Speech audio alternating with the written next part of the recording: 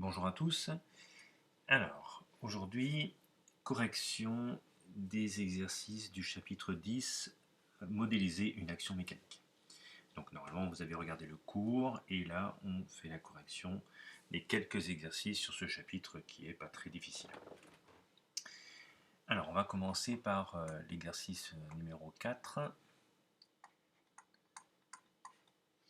Alors, exercice numéro 4, il faut juste schématiser une force. Normalement, c'est du programme de collège. Vous avez une voyageuse qui tire sa valise avec une force F égale 60 newtons. Vous avez le schéma de la voyageuse. Alors évidemment, on ne dessine pas sur le livre. Hein. Et vous avez donc l'échelle. 1 cm correspond à, je vais noter, 20 newtons. Comme vous avez 60 newtons, on peut faire ça de tête. Donc la flèche qui va représenter la force F va faire 3 cm. Pour ceux qui veulent faire un produit en croix, voilà, c'est pas bien compliqué. Un truc comme ça. Alors, on va faire un petit dessin. Alors, très succinct, le dessin. Voilà, hop. Voilà. Et elle tire sa valise. Comme ça. Avec une petite roulette. Et ici, vous avez le point M. Alors, pour représenter un vecteur, il faut donc une direction. Donc la direction, ça va être cette droite d'action là, comme ça. Il faut un sens, donc elle tire par là. Et vers le haut, on va dire, hein, vers le haut. Et puis la norme, comme ça fait 60 newtons, il faut que la flèche fasse 3 cm. Alors bon, sur votre cahier, c'est plus facile. Donc F ici, comme ça. Voilà, pas très compliqué, il faut faire attention à l'échelle. Numéro 7, exercice numéro 7. Alors, dans l'exercice numéro 7, c'est pour voir ce que c'est qu'une les actions réciproques. On a vu ça dans le cours. Donc, dans la première situation, la situation A, les forces qui sont des actions réciproques, c'est F2 et F3 qui sont les seules forces d'action réciproque. Alors pour que ce soit des forces d'action réciproque, il faut qu'elles aient la même direction, des sens opposés et la même valeur. Et pour la situation B, il y a les forces F1 et F4. Pas d'autres forces. On pourrait croire F3, F5 et F2 et F5 avec F3, mais on ne représente des forces que sur 2 des 4 pieds, donc ça ne suffira pas. Alors, exercice suivant, le numéro 11. Alors, dans cet exercice-là, donc là, c'est un peu plus compliqué quand même. Donc, on vous parle du centre de Neptune qui se trouve à une distance dsn du Soleil. Et dans la première question, on vous demande de calculer la valeur de la force, alors laquelle? La force d'attraction gravitationnelle exercée par le Soleil sur Neptune. On vous donne la valeur. Donc F du Soleil sur Neptune est égal à grand G fois la masse du Soleil fois la masse de Neptune divisé par la distance entre le Soleil et Neptune au carré. Voilà, il faut juste faire l'application numérique. Donc ça nous fait du 6,67 fois 10 puissance moins 11 fois 2,0 fois 10 puissance 30 fois 1,0 fois 10 puissance 26 divisé par la distance au carré, 4,5 fois 10 puissance 15. Attention que ce soit bien 10 puissance 15 mètres, oui c'est ça, c'est bien en mètres. Et le tout au carré. Voilà. Et je trouve une valeur de 6,6 fois 10 puissance 14 et l'unité c'est des newtons. Voilà pour la première question. La deuxième question, il faut vérifier que la force d'attraction est bien représentée sur le schéma. Alors, bon, il faut juste faire un produit en croix. Alors on vous dit que pour 0,4 cm, vous avez le... Où est-ce que c'est déjà? Voilà. Donc moi j'ai mesuré le petit segment et j'ai mesuré 0,4 cm. Donc pour 0,4 cm, ça correspond à 3 fois 10 puissance 14 newton. Or, vous n'écrivez pas très bien. Or, moi j'ai trouvé 6,6 fois 10 puissance 14 newton. Donc ça correspond à 0,88 cm. 0,88 cm et par mesure. Donc par mesure, on trouve une longueur égale à 0,85 cm à peu près. Voilà. Donc on est pas mal. Donc c'est OK, c'est bien représenté. Voilà. Alors, exercice 11, c'est bon. On va passer maintenant à l'exercice numéro 16. Hop, on va passer tout ça.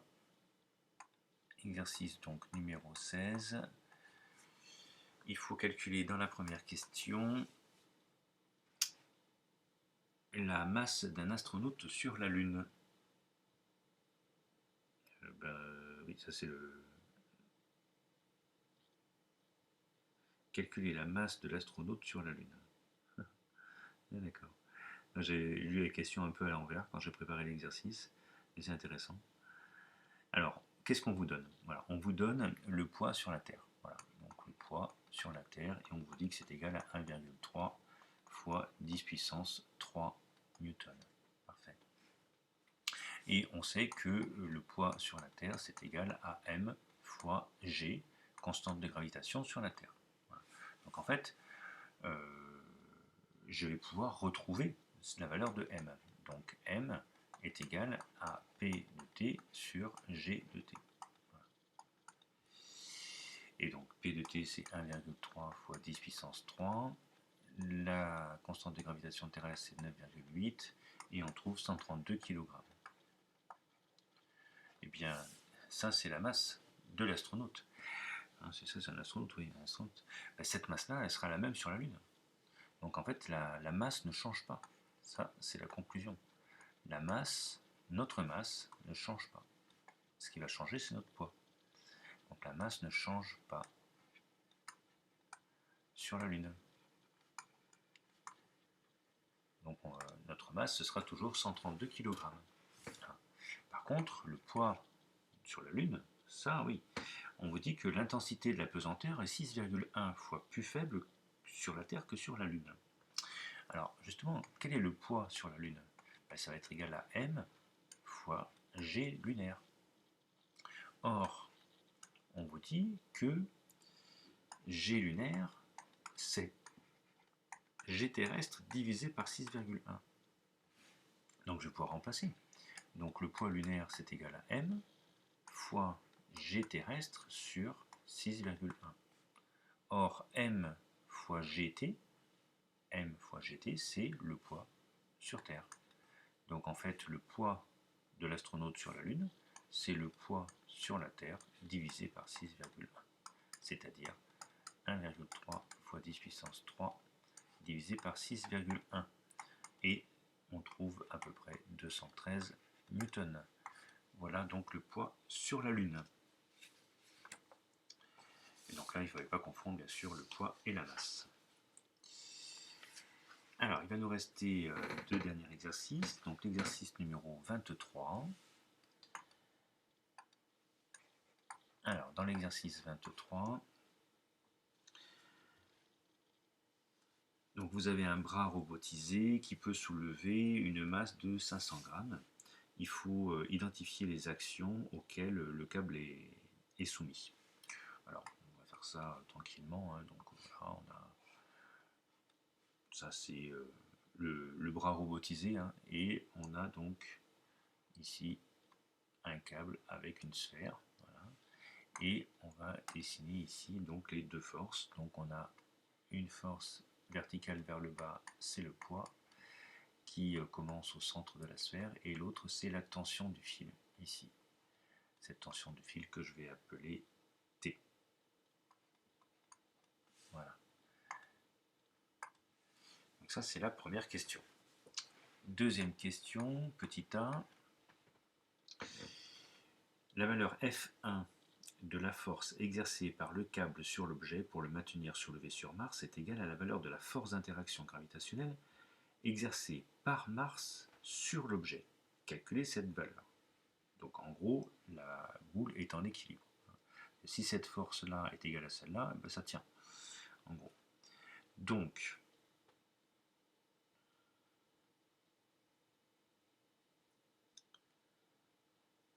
alors, qu'est-ce qu'on veut calculer? On veut calculer la valeur F1 de la force exercée par le câble sur l'objet. Donc moi je l'appelais T, mais en fait c'est la même chose que F1 pour eux. Donc F1, je ne connais pas. Hein, c'est des forces dont on ne connaît pas l'expression mathématique. Mais on nous dit que cette force-là, c'est égal au poids sur Mars.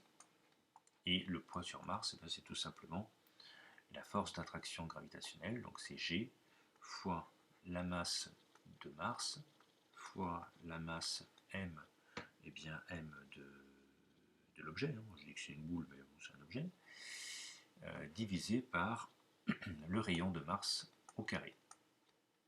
Voilà. Donc on va faire cette application numérique, donc ça fait 6,67 fois 10 puissance moins 11, fois la masse de Mars, c'est-à-dire 6,42 fois 10 puissance 23 fois 0,5, parce que c'est en kilogrammes, donc 0,5, divisé par le rayon de Mars au carré, donc 3,4 fois 10 puissance 6, hein, il y a marqué 10 puissance 3 km, mais il faut mettre en mètres, convertir en mètres, donc ça fait 10 puissance 6, le tout au carré. Et ça nous donne une valeur de F1 de 1,85 newton. Voilà, pas beaucoup. Et donc il faut représenter sur le schéma. Donc petit b, représenter les forces exercées sur l'objet en précisant l'échelle utilisée. Bon, ben voilà, moi j'ai représenté ici deux flèches. Voilà, vous dites que ça fait 1,85 newton et c'est très bien. Donc vous pouvez très bien dire, par exemple, 1 cm, c'est 1 newton. Donc là, on a 1,85 newton, ça fait donc 1,85 cm. Voilà, vous pouvez faire ça comme ça. Question 3, pour finir l'exercice. Quelle est la masse d'un objet que pourrait maintenir soulevé sur Terre un câble exerçant une force de même valeur que F1? Donc là, ce qu'on veut savoir, c'est la masse de l'objet. Donc ici, avec la même force F1, qu'est-ce qu'on peut soulever? Donc qu'est-ce qu'on peut soulever? Donc qu'est-ce qui peut être opposé au poids sur Terre? Eh bien, on va regarder, donc c'est la masse d'un objet, ça je ne sais pas laquelle c'est ça que je cherche, fois G terrestre. En fait, on est dans la même situation, mais au lieu d'être sur Mars, on est sur Terre. On est sur Terre et je veux savoir quelle masse de l'objet je peux avoir. Donc une fois qu'on est là, on a donc la masse de l'objet est égale donc à F1 divisé par G terrestre. F1, on a calculé que c'était 1,85 newton, divisé par 9,8, et ça va nous donner 0,189 kg, c'est-à-dire à peu près 189 grammes. Voilà pour l'exercice numéro 23. Et on va finir ce chapitre avec l'exercice numéro 24. Alors, dans cet exercice numéro 24, on vous parle donc de deux satellites de Saturne, Titan et Rhea. Donc, dans la première question, il faut exprimer la valeur de la force gravitationnelle. Donc, c'est la formule de base. Donc, F de Saturne sur un de ses satellites est égal à G fois la masse de Saturne fois la masse d'un des satellites divisé par la distance au carré entre le satellite et Saturne. Alors si on prend Titan, alors Saturne sur Titan est égal donc à G fois, alors je peux recopier, regardez si je recopie, masse de Saturne fois la masse de Titan divisé par la distance au carré, mais là il faut prendre celle qui est la plus petite, hein, on vous demande la plus courte. Donc ça fait du 6,67 fois 10 puissance moins 11 fois la masse de Saturne, ça fait 5,68 fois 10 puissance 26 fois donc la distance minimum de Titan, c'est-à-dire, non pas la distance minimum, la masse de Titan, donc c'est 1,35 10 puissance 23. Voilà. Divisé par la distance minimum, qui est de 1,19 fois 10 puissance 9, parce qu'il faut le mettre en mètres au carré. Voilà. Et ça nous fait une valeur de 3,6 fois 10 puissance 21 newton. Voilà, on fait la même chose avec Rhea. Donc c'est la force de Saturne sur Rhea, c'est-à-dire G fois la masse de Saturne fois la masse de Rhea sur la distance minimum au carré entre Rhea et Saturne. Ça nous fait du 6,67 fois 10 puissance moins 11 fois 5,68 fois 10 puissance 26 la masse de Saturne. La masse de Rhea est à 2,31 fois 10 puissance 21 divisé par la distance minimum au carré et en mètres, 5,27 fois 10 puissance 8 au carré. Et ça nous donne une valeur de 3,15 fois 10 puissance 20 newton.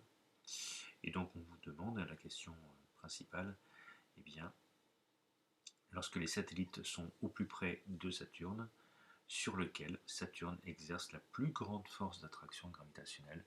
Évidemment, là vous comparez les deux chiffres et vous avez donc cette valeur-là qui est la plus grande, 3,6 fois 10 puissance 21, c'est plus grand, c'est 10 fois plus grand que 3,15 fois 10 puissance 20. Donc finalement, Saturne exerce sur Titan une force d'attraction plus forte que sur Rhea. Et voilà pour la fin de ces exercices corrigés sur cet exercice 10. Voilà, j'espère que vous avez pu répondre à toutes ces questions. À bientôt pour une autre vidéo.